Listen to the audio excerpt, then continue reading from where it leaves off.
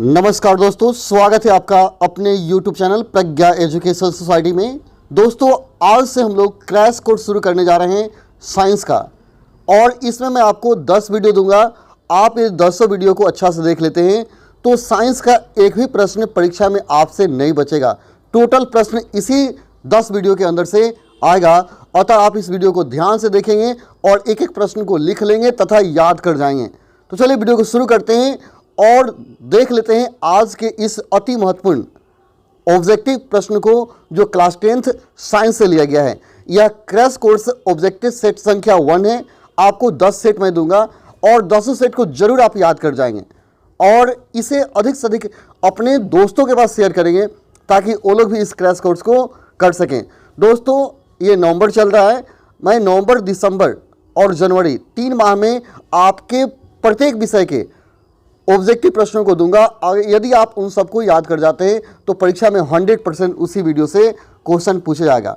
तो चलिए वीडियो को शुरू करते हैं और देख लेते हैं आज के इस महत्वपूर्ण प्रश्न को। लेकिन इससे पहले यदि आप इस चैनल पर नए हैं तो आपसे रिक्वेस्ट है कि चैनल को जरूर सब्सक्राइब कर लीजिए, क्योंकि यहाँ से आपको गेस क्वेश्चन भी मिलेगा, लॉन्ग क्वेश्चन जो कि परीक्षा में पूछा जाएगा और सारे प्रश्नों का उत्तर सटीक ढंग से आपको प्राप्त होगा। तो चलिए वीडियो को शुरू करते हैं और देख लेते हैं crash course objective sets number 1।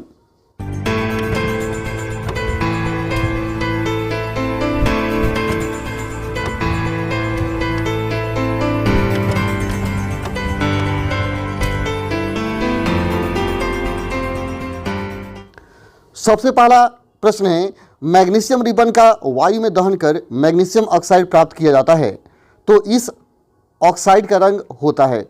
Question, magnesium ribbon का वायु में दहन कर मैग्नीशियम ऑक्साइड प्राप्त किया जाता है तो इस ऑक्साइड का होता है, यानी यह इस ऑक्साइड का जो रंग होता है कैसा होता है, तो आप याद रखेंगे इस ऑक्साइड का रंग उजला होता है, क्योंकि याद रखेंगे मैग्नीशियम ऑक्साइड जो है हमेशा दहन करने के बाद उजले कलर में ही प्राप्त होता है। अगला, मैग्नीशियम रिबन का वायु में दहन कैसा परिवर्तन है, यानी मैग्नीशियम रिबन को वायु में जलाएंगे तो वह कौन सा परिवर्तन कहलाएगा, तो वह एक रासायनिक परिवर्तन है मैग्नीशियम रिबन का हवा में जलना, क्योंकि वो हवा से रिएक्शन करता है तब जलता है। अंगूर का किण्वन करना एक कैसा परिवर्तन है, अंगूर का किण्वन करना कैसा परिवर्तन है, तो आंसर होगा रासायनिक परिवर्तन, रासायनिक परिवर्तन। अगला, दानेदार जस्ता पर तनु सल्फ्यूरिक अम्ल डालने पर कौन सा गैस उत्पन्न होता है, दानेदार जस्ता पर तनु सल्फ्यूरिक अम्ल डालने पर कौन सा गैस उत्पन्न होता है, तो आपका आंसर होगा हाइड्रोजन गैस उत्पन्न होता है, हाइड्रोजन गैस उत्पन्न होता है। अगला, किस रासायनिक समीकरण में अभिकारकों के कुल भार उत्पाद के कुल भार के बराबर रहता है, किस रासायनिक समीकरण में अभिकारकों के कुल भार उत्पाद के कुल भार के बराबर रहता है, आंसर होगा संतुलित रासायनिक समीकरण। आपको पता होगा कि रासायनिक समीकरण 2 प्रकार के होते हैं, एक संतुलित और एक असंतुलित, जिसमें अभिकारकों का भार यदि प्रतिफलों के भार के बराबर ना हो तो उसको बोलेंगे असंतुलित और बराबर हो तो उसको बोलेंगे संतुलित। अगला, संगमरमर का रासायनिक सूत्र होता है, तो आपको पता होगा कि कैल्शियम कार्बोनेट अर्थात चूना पत्थर को ही संगमरमर कहा जाता है, जिसका सूत्र होता है CaCO3, कैल्शियम कार्बोनेट। अगला, जिस अभिक्रियाओं में उत्पाद के निर्माण के साथ साथ ऊष्मा उत्पन्न होती है उसे क्या कहते हैं, जिन अभिक्रियाओं में उत्पाद के साथ साथ ऊष्मा उत्पन्न होती है उसे क्या कहते हैं, तो उसे कहेंगे ऊष्माक्षेपी अभिक्रिया। आप याद करें कि जिस अभिक्रिया में उत्पाद के साथ साथ ऊष्मा निकलता है उसको ऊष्माक्षेपी, और इसमें ऊष्मा का शोषण होता है उसे ऊष्माशोषी अभिक्रिया कहा जाता है। अगला क्वेश्चन दिया गया है, प्रकृति में गैस का दहन किस प्रकार का रासायनिक अभिक्रिया है, गैस का दहन किस प्रकार की रासायनिक अभिक्रिया है, तो गैस का दहन करने पर हमेशा ऊष्मा उत्पन्न होता है, अतः यह ऊष्माक्षेपी अभिक्रिया है। अगला, श्वसन किस प्रकार की अभिक्रिया है, श्वसन किस प्रकार की अभिक्रिया है, तो आपको पता होगा श्वसन एक ऊष्माक्षेपी अभिक्रिया है। अगला क्वेश्चन है, जब एकल अभिकर्मक टूटकर छोटे छोटे उत्पाद उत्पन्न करते हैं तो इसे क्या कहते हैं, जब एकल अभिकर्मक टूटकर छोटे छोटे उत्पाद उत्पन्न करते हैं तो इसे क्या कहते हैं, इसे कहते हैं वियोजन, इसे कहेंगे वियोजन। यानी जब बड़ा अणु टूटकर छोटे छोटे अणुओं में बढ़ जाता है तो उसे कहते हैं वियोजन अभिक्रिया, और जब छोटे छोटे अणु जुड़कर एक बड़े अणु का निर्माण करता है तो उसे बोलते हैं संयोजन अभिक्रिया। आप इन दोनों अभिक्रियाओं को याद रखेंगे। चूना पत्थर को उष्मा देने पर CaO और CO2 प्राप्त होता है। यानी चूना पत्थर टूट रहा है और छोटे छोटे अणुओं में बट रहा है, अतः वियोजन अभिक्रिया। चूना पत्थर CaCO3 होता है ना, और जैसे टूटा तो बना दिया CaO और CO2 बनाया, दो जगह टूट गया, अतः यह वियोजन अभिक्रिया है। इसको विघटन भी बोलते हैं। अगला, लेड नाइट्रेट चूर्ण को एक परख नली में लेकर गर्म करने पर धुआं उत्पन्न होता है। लेड नाइट्रेट चूर्ण को एक परख नली में रखकर गर्म करने पर धुआं उत्पन्न होता है। यानी वह धुआं क्या होता है, तो आपको याद होगा लेड नाइट्रेट को गर्म करने पर हमेशा नाइट्रोजन डाइऑक्साइड उत्पन्न होता है। हमेशा नाइट्रोजन डाइऑक्साइड उत्पन्न होता है, NO2 याद रखिएगा। ऑप्शन यानी जो भी है आपका नाइट्रोजन डाइऑक्साइड NO2 आंसर होगा। जिंक तथा लेड कॉपर की अपेक्षा अधिक क्रियाशील है। जिंक तथा लेड कॉपर की अपेक्षा अधिक क्रियाशील है। आपको बताना है जिंक तथा लेड कॉपर की अपेक्षा अधिक क्रियाशील है, तो कहेंगे हाँ है, यानी अधिक क्रियाशील है, यानी आपका आंसर होगा हाँ में। इसमें अधिक क्रियाशील लिखा गया है, यानी जिंक जो है लेड की अपेक्षा अधिक क्रियाशील है, आप याद रखेंगे। ठीक है, जिंक लेड कॉपर की अपेक्षा अधिक क्रियाशील है। ठीक है, अगला, वे अभिक्रिया जिनमें अभिकारकों के बीच आयनों का आदान प्रदान होता है उसे क्या कहते हैं। यदि आयन का आदान प्रदान हो रहा है तो उसको बोलते हैं उभय विस्थापन अभिक्रिया या द्विविस्थापन अभिक्रिया। जिस अभिक्रिया में अभिकारकों के बीच आयनों का आदान प्रदान होता है उसे उभय विस्थापन या द्विविस्थापन अभिक्रिया बोलते हैं। उभय विस्थापन या द्विविस्थापन अभिक्रिया। अगला, लेड नाइट्रेट तथा पोटेशियम आयोडाइड के मिश्रण को मिलाने पर औषध बनता है, इसका रंग होता है। लेड नाइट्रेट तथा पोटेशियम आयोडाइड के विलयन को मिलाने पर औषध बनता है, इसका रंग होता है, तो इसका रंग श्वेत होता है, आप याद रखेंगे। व्हाइट कलर का इसका रंग होता है। कॉपर चूर्ण को वायु में गर्म करने पर उनके सतह पर कॉपर ऑक्साइड की एक परत जम जाती है, इसका रंग होता है। फिर से क्वेश्चन सुनिए, कॉपर चूर्ण को वायु में गर्म करने पर उनके ऊपर कॉपर ऑक्साइड की एक परत जम जाती है, इसका रंग होता है, तो इसका रंग कॉपर ऑक्साइड का है जो है वह काला होता है, वह काला होता है। अगला, और गर्म CO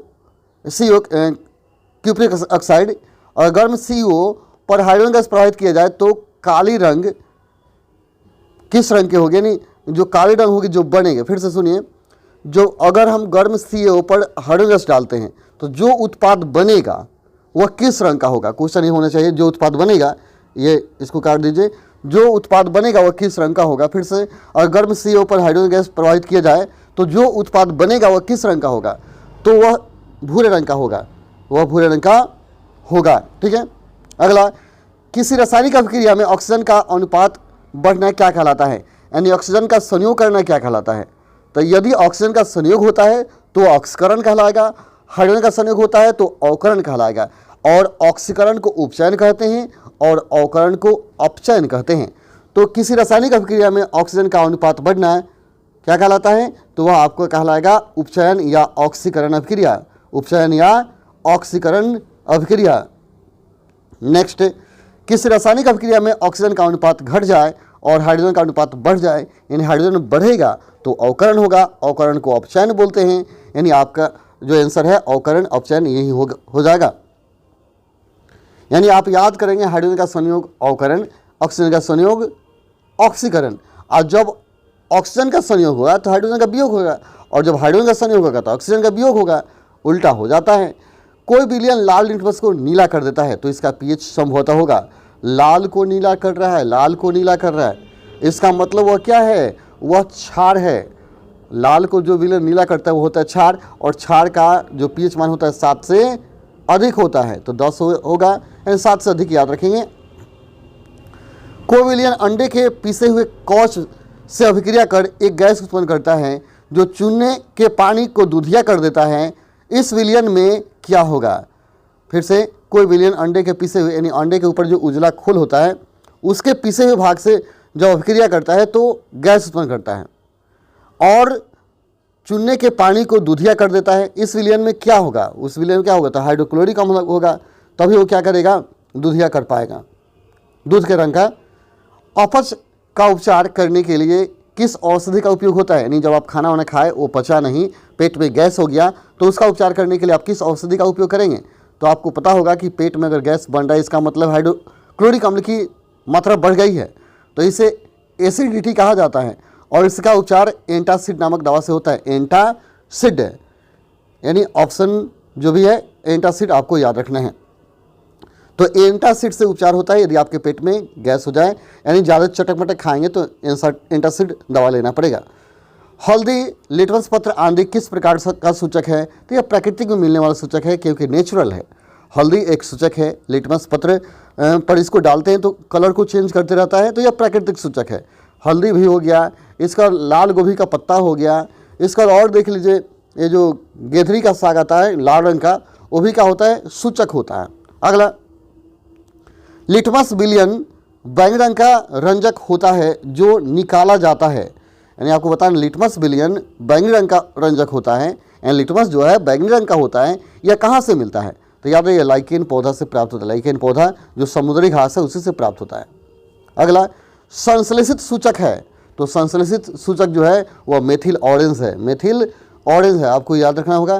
तो चलिए आज के वीडियो में हम लोग इतना ही रहने देते हैं, फिर मिलते हैं अगले वीडियो में। तब तक के लिए धन्यवाद। जय हिंद, जय भारत, जय प्रिय छात्रों।